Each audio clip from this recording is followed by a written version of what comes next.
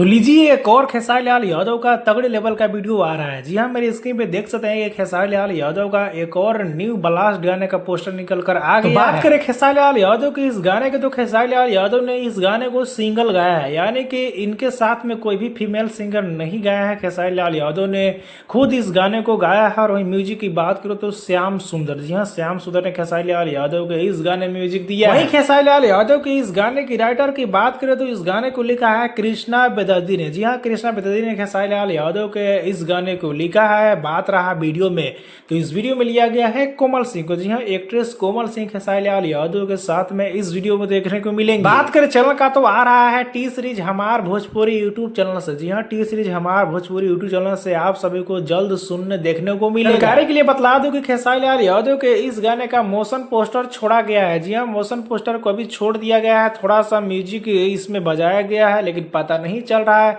कि ये गाना किस टाइप का होने वाला है। रिलीजिंग डेट का, तो इसमें कंफर्म डेट नहीं दिया गया है कि खेसारी लाल यादव को इस डेट को रिलीज किया जा रहा है। तो जैसे कि अभी मोशन पोस्टर को रिलीज किया गया है, तो हो सकता है कि कल या परसों आप सभी के बीच में फाइनली फुल वीडियो सॉन्ग देखने सुनने खेसारी लाल यादव के इस गाने वीडियो सॉन्ग को सुनने देखने के लिए आप लोग कितने एक्साइटेड है, कितने इंतजार कर रहे हैं, नीचे कमेंट में बताना ना भूले। वीडियो को एक लाइक करें, चैनल को सब्सक्राइब कर ले।